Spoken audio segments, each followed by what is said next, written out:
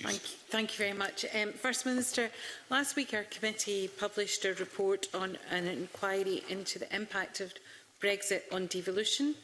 The committee's findings demonstrate that there are fundamental concerns which need to be addressed in relation to how devolution works outside of the EU.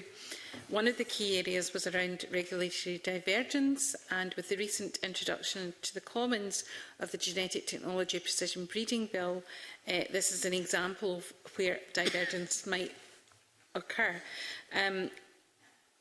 Given their concerns, can I ask the First Minister just to reflect on the published report and this key area of divergence? First Minister. I welcome the report. I thought it was a good report with lots of important things to say. I don't think I'm going to grab any headlines today by saying that I don't believe the powers of this Parliament are strong or extensive enough, and while I suspect I'll have your agreement on that, other people will disagree.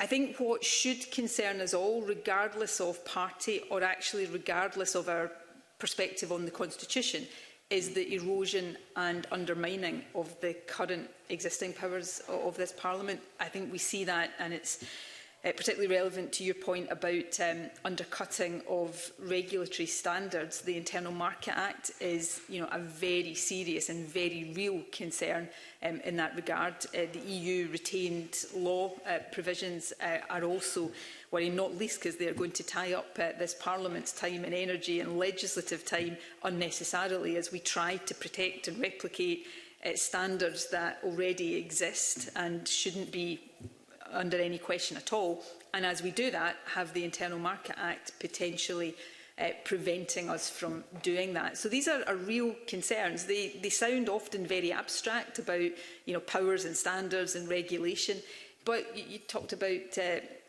genetically modified products and things. They're real for people. They're about cleanliness of beaches, they're about sewage, they're about the quality and the standard of the food that we eat. They really matter to people, and this Parliament, if we're not very careful and unite against it, is going to find our ability to protect these standards increasingly undermined and eroded. Okay.